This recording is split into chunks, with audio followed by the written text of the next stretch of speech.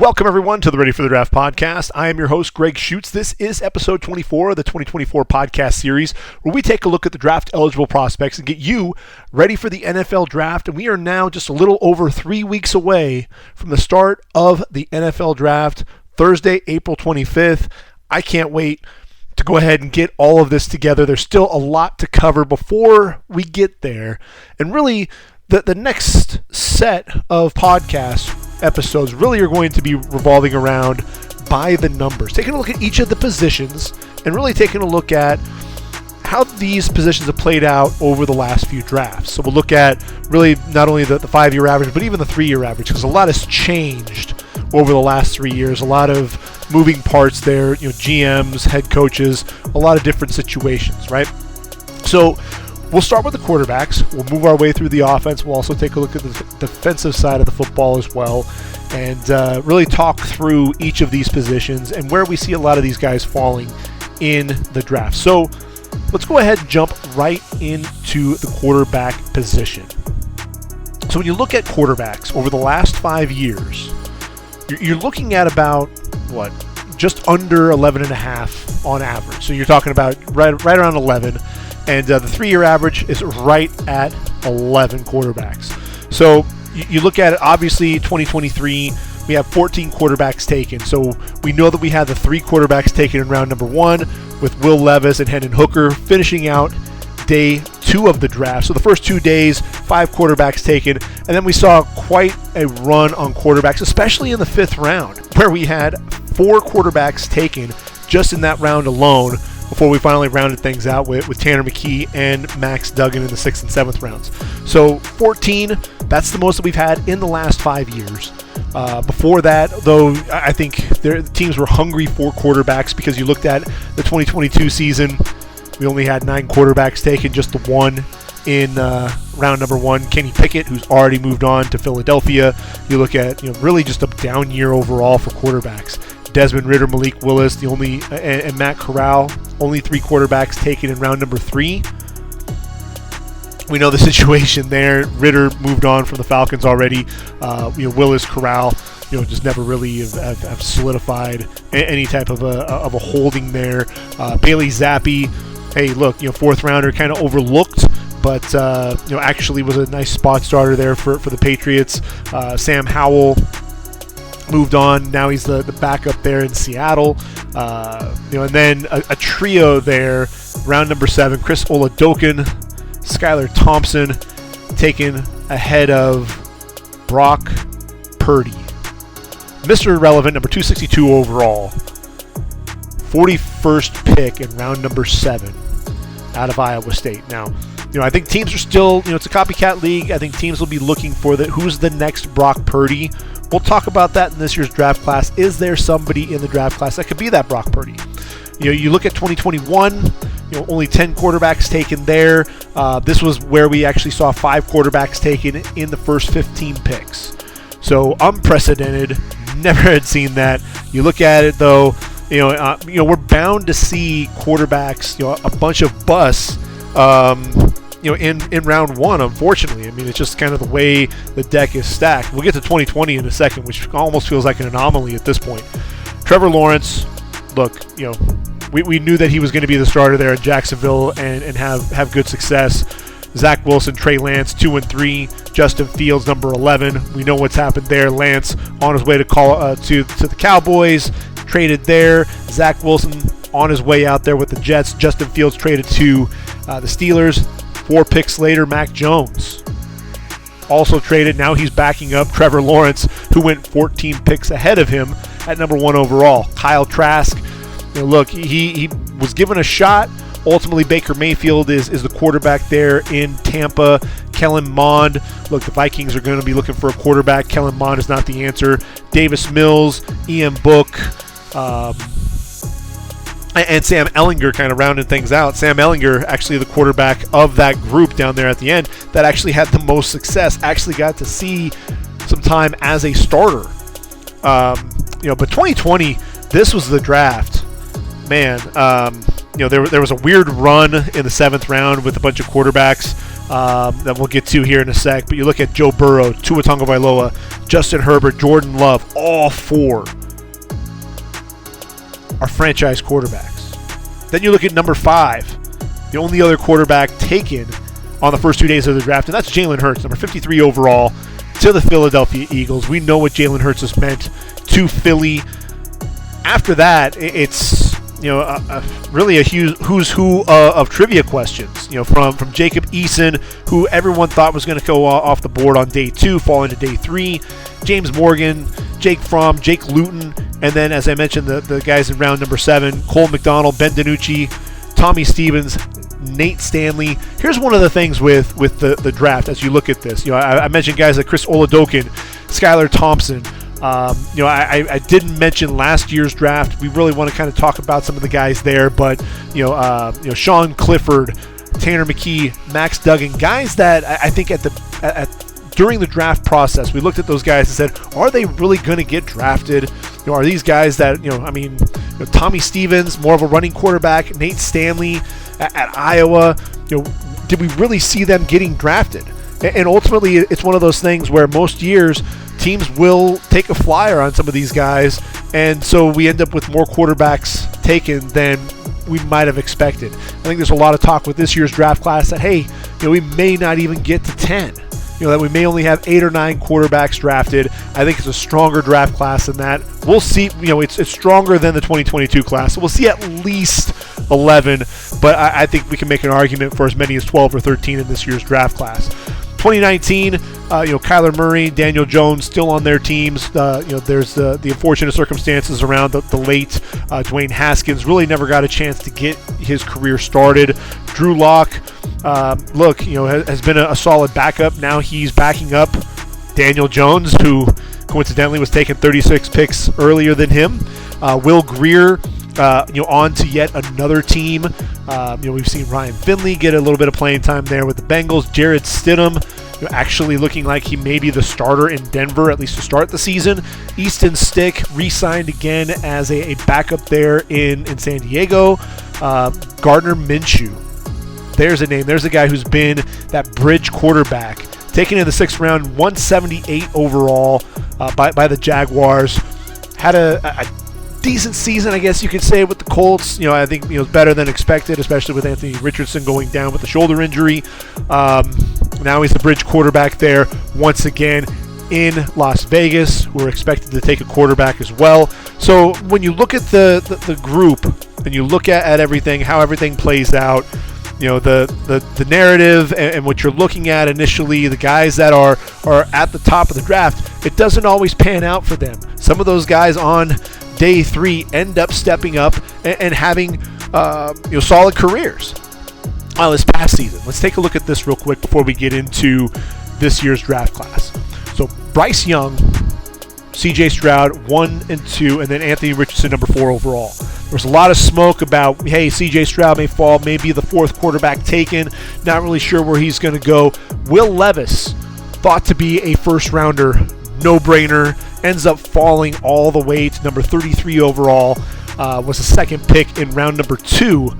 Hendon Hooker, was battling the injury, going to the Lions in round number 3. So those were the only quarterbacks, just 5 quarterbacks taken in the first 2 days of the draft. Jake Haener as a backup in New Orleans. Stetson Bennett with the Rams. Looks like he's back. Aiden O'Connell, look, he filled in admirably after Jimmy Garoppolo went down to injury. Doesn't look like he's ready to be a starter. Clayton Tune got a spot start with the Cardinals, as did Dorian Thompson-Robinson with the Browns. They were 5th-round picks, as was, like I said, Sean Clifford, who's still there on the roster as a backup with the Packers. Jaron Hall. Look, Kellen Mond was just taken 2 years prior. That didn't work out. They go with Jaron Hall. Now Jaron Hall, they're looking at it again. Hey, we need a quarterback of the future. Kirk Cousins has moved on to Atlanta. Minnesota's looking to trade up and get their quarterback that they want. So, Jaron Hall, not a pick that worked out. Tanner McKee, really more of a developmental guy there in round 6, didn't pan out. Max Duggan, number 239 overall, really a gritty, gutty guy, but the arm strength was really lacking there. Some of the decision making at times as well. So it's interesting. You look at the draft, and you look at, we talk about round number 1, and outside of 2022, which was the anomaly, we saw at least 3 quarterbacks taken in round 1. Now, obviously, 2021, we saw 5 quarterbacks taken in the first 15 picks. Will we see 6 quarterbacks taken this year? There's a chance. A lot of people are mocking it. I don't know that makes a whole lot of sense. We've got 4 quarterbacks that I think we know for sure. That would match what we saw in 2020, which we saw 4 franchise quarterbacks taken in that group. So when we look at this, we know that Caleb Williams, Jaden Daniels, J.J. McCarthy, Drake May, those are the 4 quarterbacks that we know for sure going off the board in round number 1, right? After that, you've got Michael Penix Jr., who, when you look at the arm strength, the deep ball accuracy is second to none. Best in this class. I think you can make that argument that he's better than any of these quarterbacks with that deep ball accuracy, being able to drop the ball in the bucket, on a line. I know you're going to say, well, Jaden Daniels can do it, but man, Michael Penix Jr., it was just time and time and time again. The ability, there's just, his arm strength is different. But the thing is the injuries. 4 straight years. Can a team justify taking him in round number 1? I honestly think that if a team trades down or possibly looks to trade back into round 1, that's where Michael Penix Jr. can come off the board. Bo Nix is the other guy. So you look at Bo Nix and his story, the thing with it is he's very efficient in the short to intermediate routes, really comfortable in Oregon's offense. What could he do at the NFL level? The arm strength to the deep ball. A lot of times, when he's throwing the ball right down the middle of the field, tremendous accuracy. If you're asking him to throw outside the numbers, that's where I think his arm strength really starts to suffer. And when you watch him on the move, when he gets under pressure, if he makes that pre-snap read and knows where a blitz is coming, a hot read, he knows exactly where to go with the football. But you get pressure on him, especially when you get pressure on him late, that's where he could struggle, especially when he's asked to move and he's improvising. That arm strength and the playmaking ability, it doesn't always work out for him. So that's really the big question mark is he a true 1 or is he a backup? There are some scouts that say that he may be a backup. You can't take a backup in round number 1. But it only takes one team that looks at him and says, he's our franchise quarterback. We're going to go up and get him for that to happen and have him come off the board in round 1. I just don't know that it's going to happen. If anybody of those 2, I think Michael Penix Jr. is the one that a team will trade up for there in round number 1, which then means Bo Nix would likely be a round 2 guy. And when you look at the draft, what's interesting is outside of 2022, we know that quarterback class, we've already talked about it, every other season, every other draft in the last 5 years, we've had just 1 quarterback taken in round number 2 in each of those drafts. So just like 2021, it could be conceivable that we see Williams, Daniels, McCarthy, May, and Penix coming off the board, and then Nix comes off the board in round number 2. Now, following that up, here's where the question marks come, right? So in round 3, over the last 3 years, we've averaged 2 quarterbacks coming off the board in round number 3. The main exception over the last 3 years has been 2023, where we saw just the 1 quarterback, Hendon Hooker, coming off the board. I look at this draft. I think Spencer Rattler is a shoo-in to be a day 2 pick. I just, the arm strength, his ability, he makes it look so easy. And I think his development year over year, developmental prospect, a guy that, you get him in with the team with a veteran, allow him to develop. I think this is a guy that, could end up being a starter at the next level. Michael Pratt of Tulane, Jordan Travis of Florida State, Joe Milton of Tennessee. Those are really the next quarterbacks in line. Is there a team that's going to be interested in any of these guys? In round number 3, I don't know that a team is going to make a gamble, because you're talking about some developmental guys here at this point. Michael Pratt, consistency is his biggest thing, biggest issue. He's got some good athleticism, decision making not always on point. Jordan Travis, I think he's limited with the arm strength, but his game is all about that mobility, his ability to escape the pocket, his ability to make plays, keeping those eyes down the field, when he's on the move. He was kind of like a Caleb Williams light while he was playing there at Florida State. He goes down to the leg injury. I think teams really want to see, what's the prognosis there? What are things that medical is really going to be key for him? And that's going to be a big question mark. Where does Jordan Travis end up coming off the board? Then there's Joe Milton. Joe Milton III, 6'5", 235. This is a guy that is a freakish athlete. I think there are some comparisons to Anthony Richardson. He's not as fast as Anthony Richardson. I don't think he's quite that athlete, but he's got a much better arm. He's got some incredible arm talent. His ability, if you watch him at the combine, he drops back and kind of waits before he finally uncorks a 70-plus yard pass down the field. Just effortless with just a flick of the wrist. And but the thing is he's mostly one speed. You don't see him dialing back on that velocity. You really, it's all or nothing with him. Decision making and accuracy issues there. The touch, as I mentioned, but he's a developmental guy and someone that I think I could absolutely see teams taking a flyer on him. Is he a round 5, round 6? Developmentally, we look at the draft class last year, and there wasn't a guy in the draft class that had the arm strength on day 3 that Joe Milton has. So that's why I think teams could end up looking at him as early as round 4, possibly. But I think more than likely it makes sense. His actual value would be probably in that 5th to 6th round range. So if you're scoring at home, Travis is that big question mark in that group. So I've got 9, possibly 10 with Jordan Travis. So when we look at the rounds themselves, round 3, I mentioned 1.4 over the last 5 years. We didn't have any in 2020. That again was the year that we had all the franchise quarterbacks taken in the first 5 picks. Quarterback picks, we saw that through Jalen Hurts there with number 53 overall. 5 quarterbacks taken there. Didn't see another quarterback taken until pick 122 when Eason came off the board.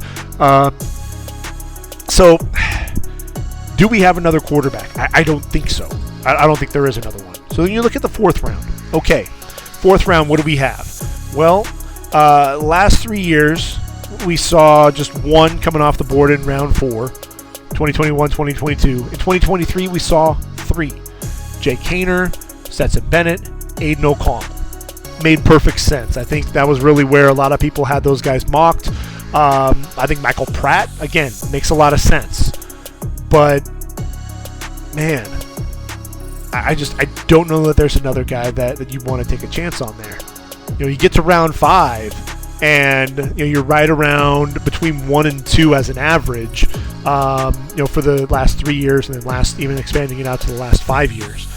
We saw 2 come off the board in round 5 in 2019. That was Easton Stick, Clayton Thorson. So you're starting to get into that type of caliber of quarterback. Jake Fromm in 2020, 2021. We didn't see any quarterbacks in round 5. Sam Howell in 2022, again intriguing. Toon, DTR, Clifford, Jaron Hall this past season.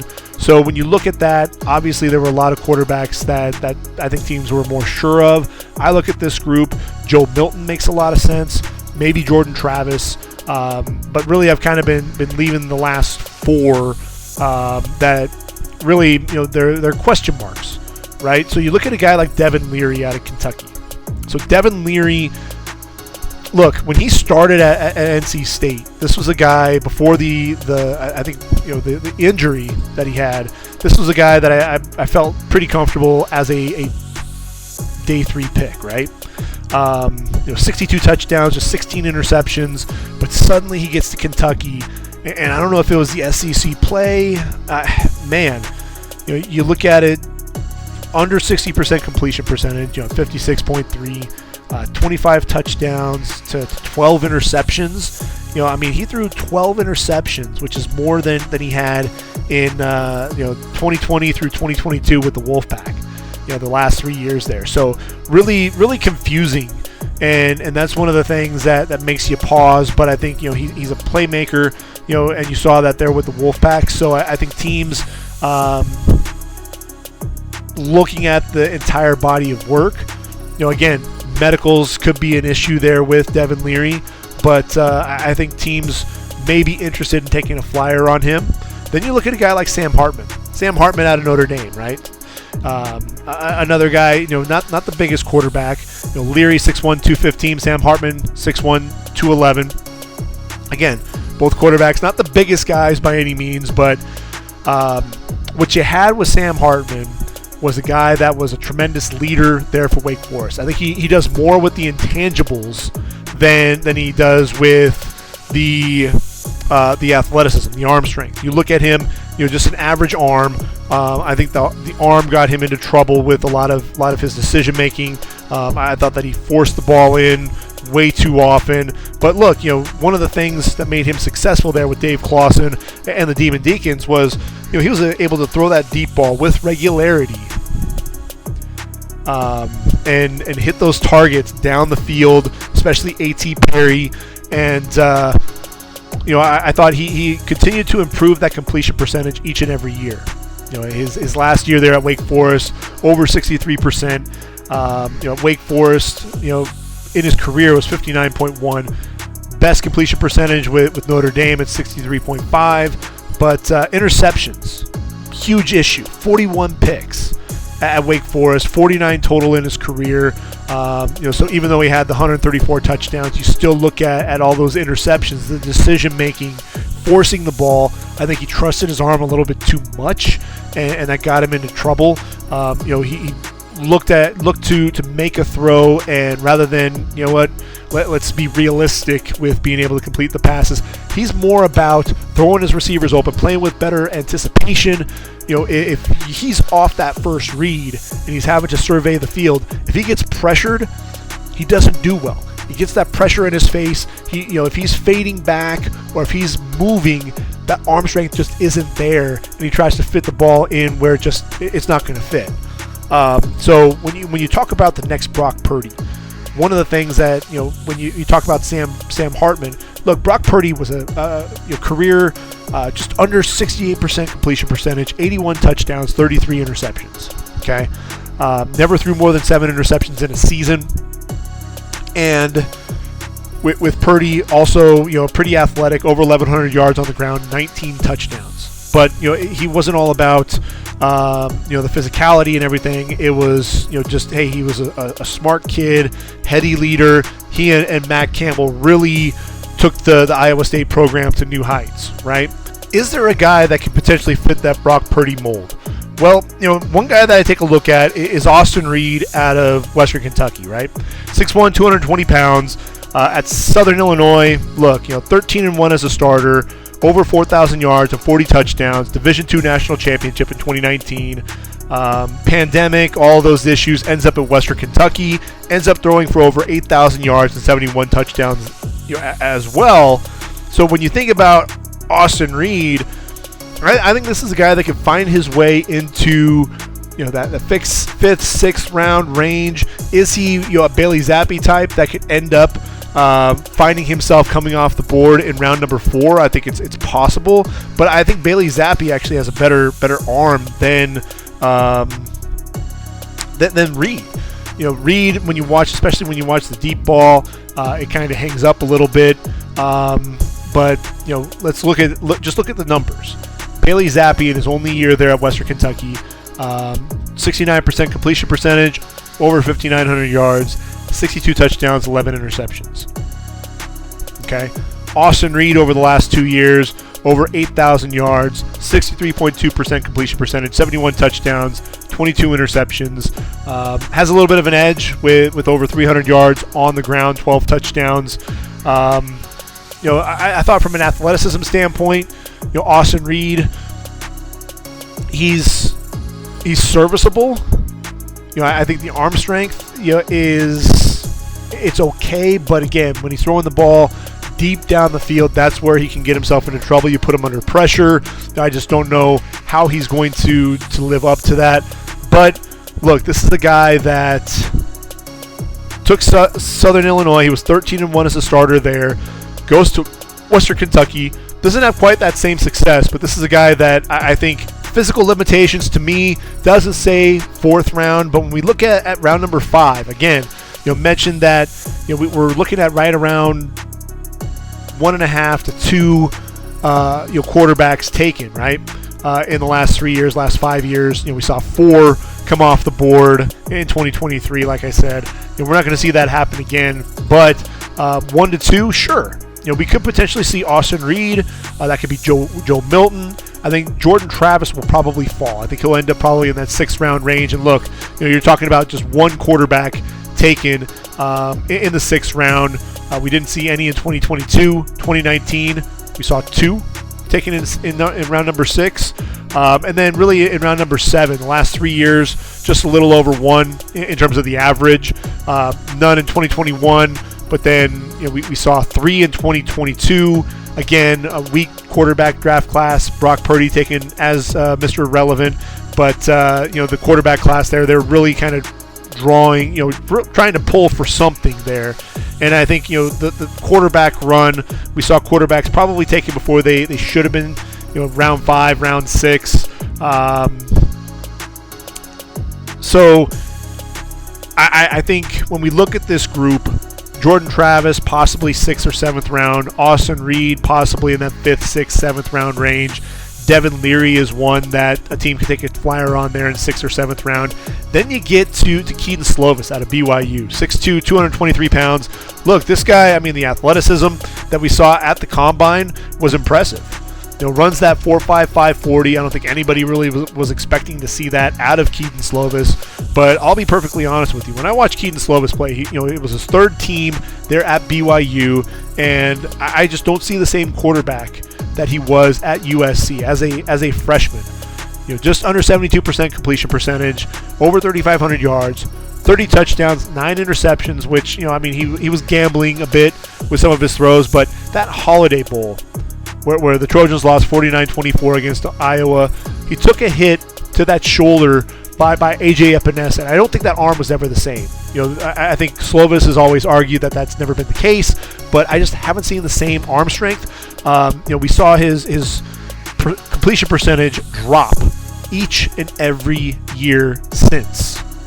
We saw, the yardage. He could never match the yardage, but also, he could never really quite stay on the field. Concussions were a major issue for Keaton Slovis, so obviously the medicals are a huge concern. Pitt just wasn't a great fit. 10 touchdowns, 9 interceptions. BYU, I thought he looked better overall, but again, the completion percentage was on the low side, just 57.5%. And when you look at USC and the success that he had, over 68% completion percentage. After that, you're talking about 58.4 at Pitt, 57.5 at BYU. I just don't see there really being any shot for Keaton Slovis at this point, really of being drafted. I worry about the concussions, concussion history, the mobility.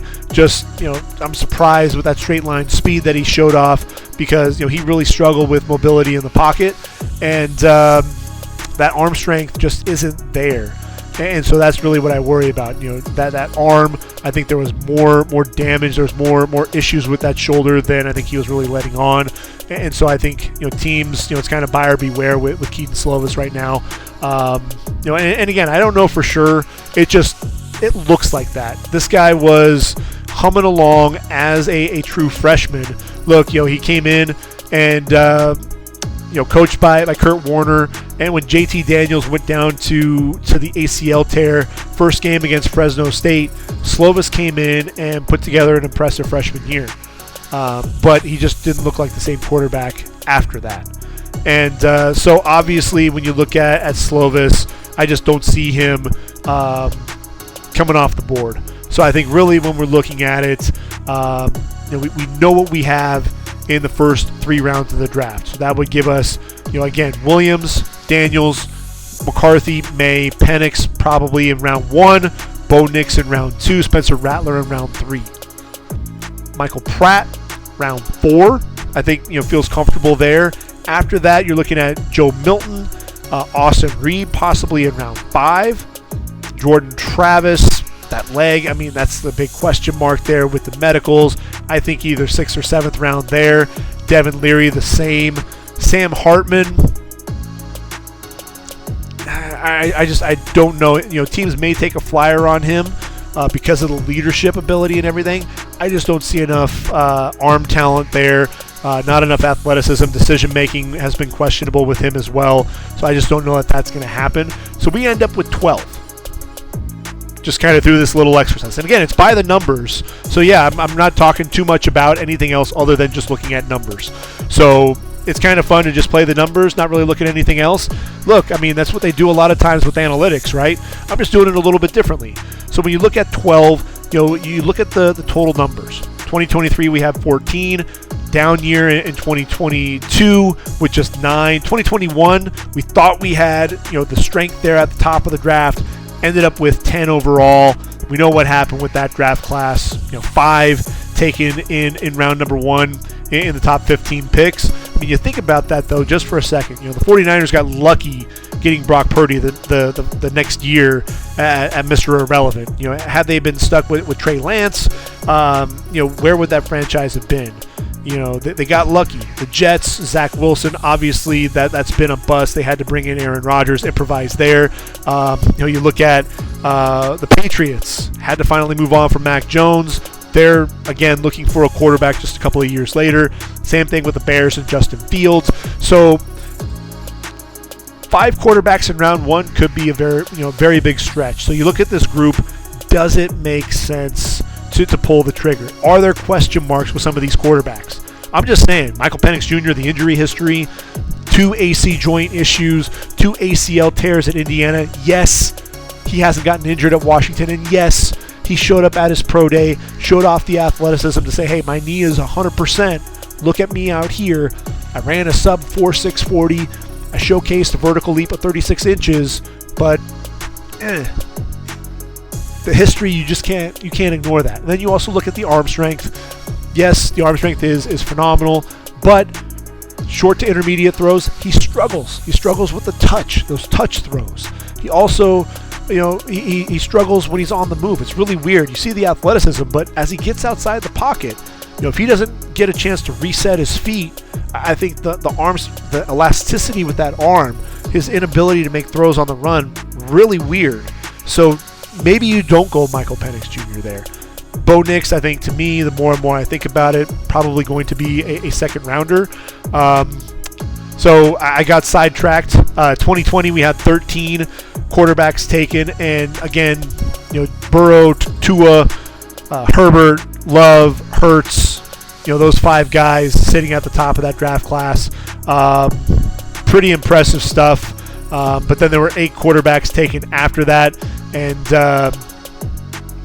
none have really been much of a factor at the next level. 2019, we saw 11 quarterbacks taken. That's the year again. Kyler Murray, Daniel Jones, Gardner Minshew in round number 6, saw him come off the board as well. So 12, hey, that's the third highest in the last, would be the third highest in the last 6 years. And I think it'll be interesting to see just how many of those guys that we're talking about day 3 actually do get drafted. I worry again about Jordan Travis's leg, Sam Hartman, the injury history with Keaton Slovis. So that's kind of how I see things shaking out when we talk about the quarterback position, just playing by the numbers. When we talk about the first round, Caleb Williams, I think it's a lock that he's going to be the number 1 overall pick going to the Chicago Bears. Caleb Williams, to me, this guy, it makes perfect sense. You watch the leadership with this guy. Everything teammates say about him, I haven't found a bad thing that teammates have actually said. This is a guy that, look, when he won the Heisman Trophy, flew his offensive line out there to be there with him. When he threw out the first pitch at the Dodger game, who was there? His offensive line. A guy, look, very smart and intelligent. You watch what he's able to do. 2 big concerns that you have with a top prospect. How do they handle pressure? And then also, how do they handle money? Well, guess what? The first one, or the second question is really easy. This guy made $10 million in NIL money since he went to USC. we see the type of guy that he is. He's still showing up, supporting the USC programs. He hasn't gotten himself into any trouble. He's used to having that money already. That contract is not going to overwhelm him in any way. Pressure. USC. You move on from Oklahoma. Obviously, the pressure there to respond. We saw what he did in 2022. Really willing that program to nearly a playoff berth. And had it not been for the hamstring injury there against Utah, they were trending in the right direction. They were actually on their way to beating Utah because they couldn't stop Caleb Williams. Teams then went back to the well, tried to figure out ways to stop Caleb Williams. And look, it's one of those things to where, yes, teams tried to cover the guys up front and force Caleb to come off those primary receivers, really get him outside and making some plays with his legs, which we know he can absolutely do that. But the hero ball rubs a lot of people the wrong way. But look, when you've got a historically bad defense, historically bad there at USC, I mean, if Caleb Williams did not score, if that offense did not score, then Caleb knew that SC was likely going to lose, and that's really what happened. A lot of the games where USC either should have won going away, or they lost when they should have won, that defense let them down in a big way.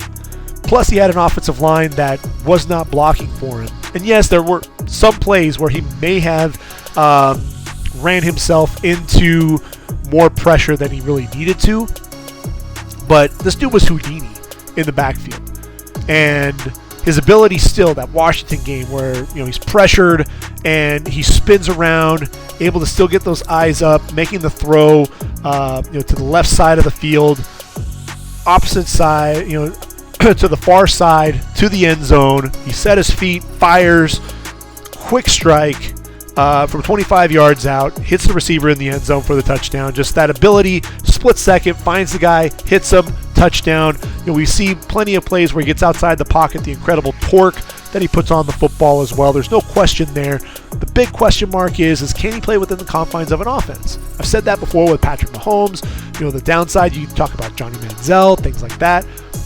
I don't want to go there with Caleb because he has shown to play within the confines of an offense. You look at that UCLA game. There were plenty of times where he was in that pocket and he was taking what the defense was giving him. Again, though, he had the defense, what the defense was giving him. He's shown that he can do that. But look, again, what did USC have? He had a porous offensive line, had a historically bad defense. Do you take what the defense is giving you, or do you look to try to make a big play? I got to make the big play because guess what? I got to get down the field. We got to score. Otherwise, we put the defense back on the field, and guess what? They're going to get scored upon. So I think that pressure, that really what was the biggest issue. His pressure in the pocket, we know what he can do, big playmaker. I think the biggest thing really for me that I worry about with Caleb Williams is that accuracy outside the numbers from within the pocket. He can hit the targets down the middle of the field, no problem. What you ask him to throw, especially to that deep ball outside the numbers, struggles with that accuracy. That's something I think he really needs to shorten up for sure. But everyone talks about the drop in his play at USC in 2023. He actually had a better completion percentage and had the same number of picks. Yet everybody wants to really the quarterback rating was also higher. 168.5 in 2022, 170.1 in 2023. 5 interceptions. 3 of them were in one game against Notre Dame where he was pressing, really trying to make a play.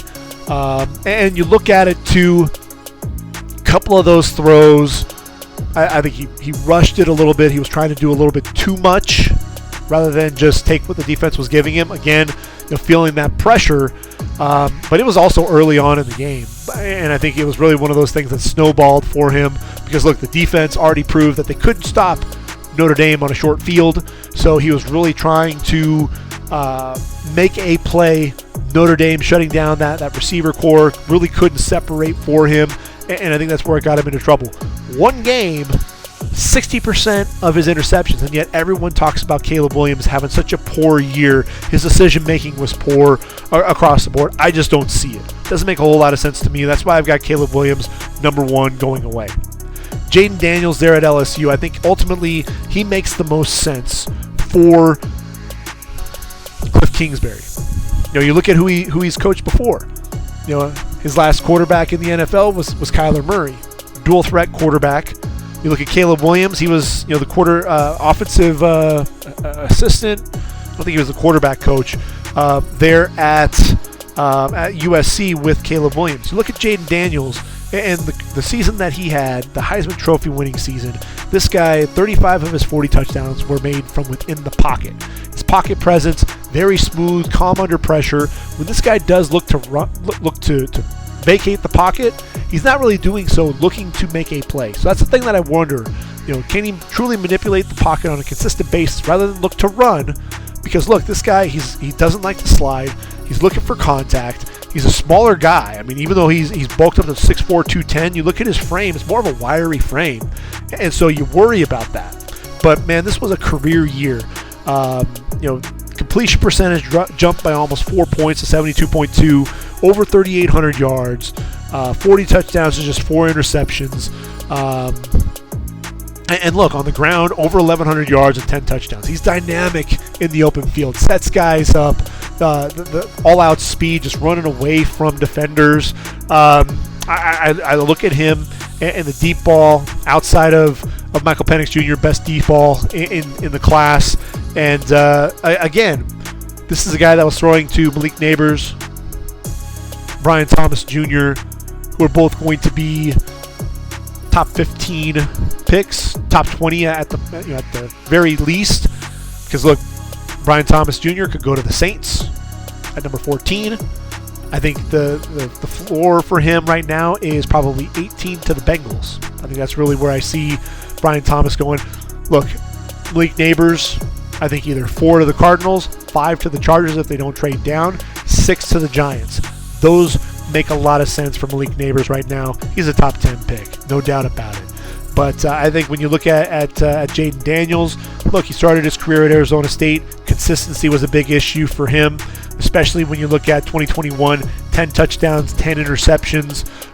He wasn't playing on a very tough ASU squad. Getting into the SEC, we really saw his game flourish, and that's what I'm looking forward to seeing him do there with the Commanders. The next question is who is it? Is it Drake May or is it J.J. McCarthy? I ultimately look at the Patriots, right? And Patriot fans, Michigan quarterback, I think it just makes a lot of sense to put J.J. McCarthy there. This is a guy, look, again, you took the ball out of his hands, and because you're a run-first offense. When he was asked to make a play, you look at it, over 2,900 yards through the air, 9 yards per pass attempt, 22 touchdowns, 4 interceptions, and we saw the athleticism. This was a guy that when he did decide to pull and take off and run, he could run away from defenders. And we saw him in the short shuttle and the 3-cone drill. Very, very athletic, explosive. And this is a guy, again, you get him outside the pocket. I think he does a good job keeping those eyes down the field, looking to still make a play. He'll take some risks, take some chances. He'll throw across his body late over the middle. Needs to watch with that. He'll telegraph some throws as well. But again, playmaker, a guy that understands where to go with the football, really understood his role there at Michigan. And I thought that was something that was really important. I look at the Patriots. I look at Gerard Mayo trying to, looking to make a statement. Alex Van Pelt, I think, will work well with either Drake May or J.J. McCarthy. I think the arrow is pointing up for J.J. McCarthy. I think it makes a lot of sense. I think that's ultimately where he's going to go, is to the Patriots. In which case, you look at Minnesota and Drake May. And the reason why I think Minnesota makes a whole lot of sense, obviously, is you've got Josh McCown at the Vikings, as the quarterback coach, right? And McCown actually coached May at the high school level. So you already have that connection. So if you can continue to build upon that, I think that makes a lot of sense. I think Kevin O'Connell, the head coach, he's an athletic guy, right? I mean, you saw him, a guy that runs sub 4.6, I want to say, at the combine. Very athletic guy. JJ McCarthy could potentially be on their mind, but I look at Josh McCown.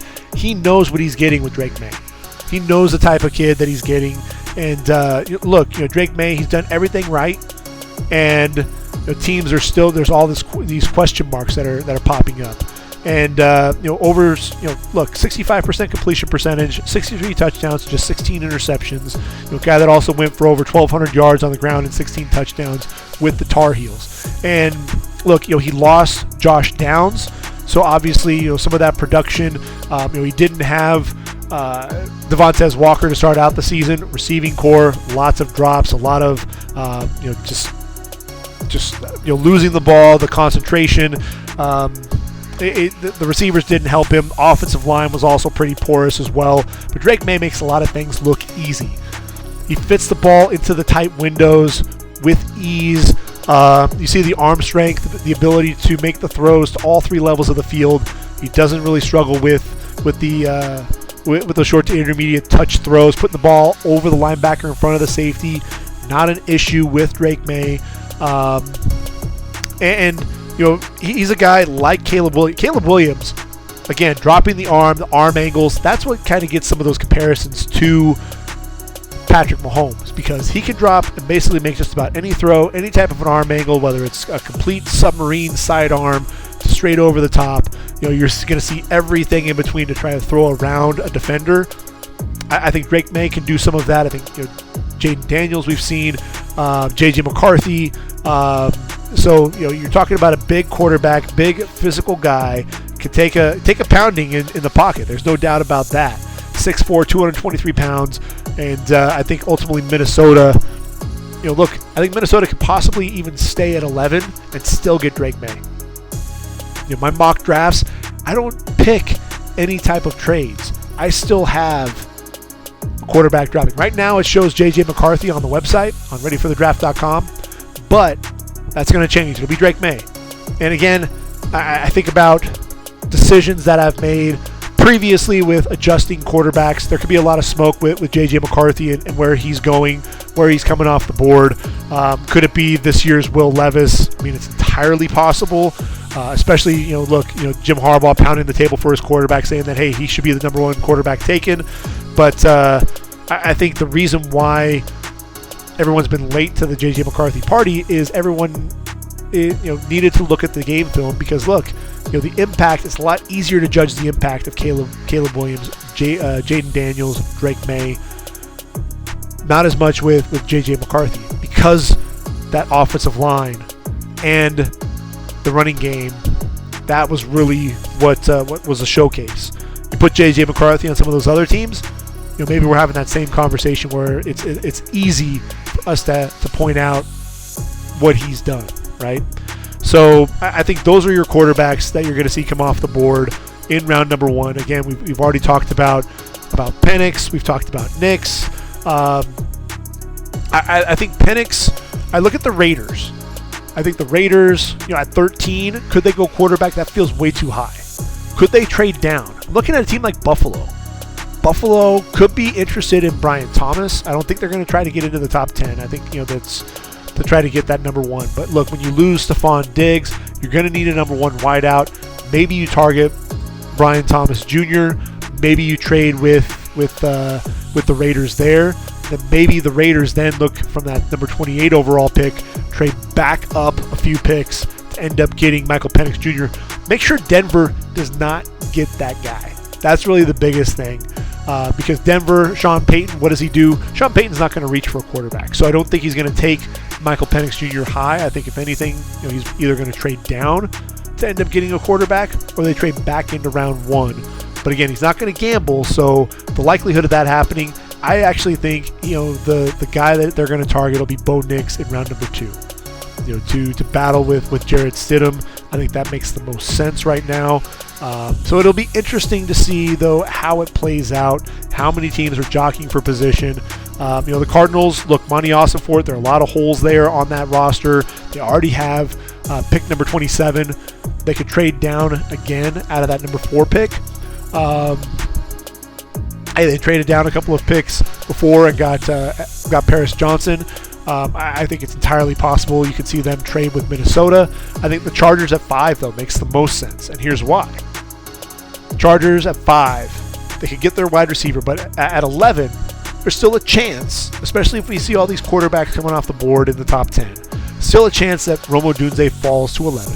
But even if that doesn't happen, if Jim Harbaugh, look, he already has Will Dissly and Hayden Hurst on the roster, but he could go Brock Bowers, or he can go offensive line, either take Taliesin Fuaga, J.C. Latham, and then get a receiver at number 23 overall.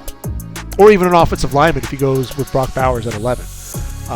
Potentially a guy like Tyler Guyton at number 23. So that makes a lot of sense with Minnesota. But again, Minnesota just wants to stay patient, stay put. I just don't know that they can. I don't know that Drake May, if that's going to be their guy, if Josh McCown is pounding the table for him, I think they're going to do everything in their power to try to move up. That's already why they got that 23 pick. And they're looking to get that quarterback that they need, and they've got that draft capital.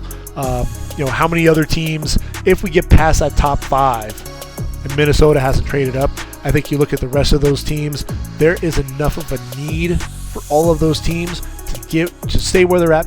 Maybe Chicago at 9. That might be where you're able to make that move and get a quarterback. Rome Odunze to the Jets at 10. Just saying, that could potentially happen. In which case, then you end up seeing the Bears at 11. Could end up taking Jared Verse to team with Montez Sweat. But again, I digress. We've been talking about the quarterbacks, and you could just sit there and start picking apart a lot of these trades.